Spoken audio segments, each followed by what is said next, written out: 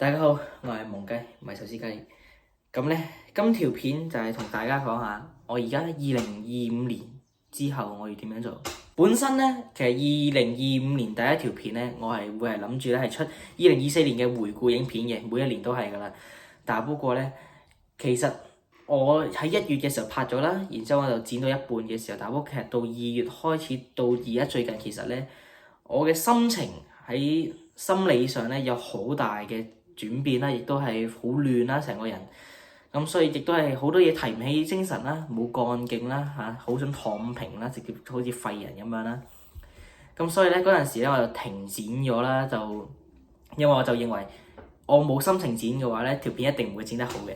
咁所以咧嗰陣時咧我就停剪咗。咁而到最近咧就雖然就未話真係回復到非常之好嘅狀態，但不過我選擇的起心肝去剪翻過咗好耐、停咗好耐嘅片，點知一開嘅時候，成條片冇晒，真係成條片冇晒。咁冇辦法，成條片冇晒呢個已經係事實嚟㗎啦。我亦都冇辦法揾翻，亦都冇諗過係話重新再拍過啦。咁所以咧呢一條片就作為係我2025年嘅第一條片，因為其實我都唔知我可以拍啲乜嘢。咁你就最主要就同大家講我之後會諗住點樣做啦，會出啲咩片啦咁樣。咁其實喺我冇出片嘅呢幾個月裏邊咧，其實咧我亦都有拍到唔少片嘅，尤其是喺4月復活節假嘅時候嗰幾條 vlog。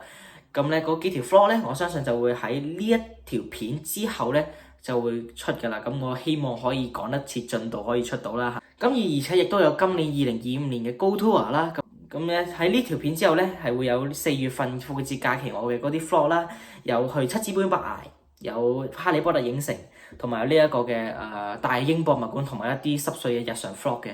咁我認為呢啲片咧係真係，我認為真係幾唔錯嘅。我嗰陣時玩亦都算係幾開心嘅，只係嗰陣時收到一個消息，估下佢。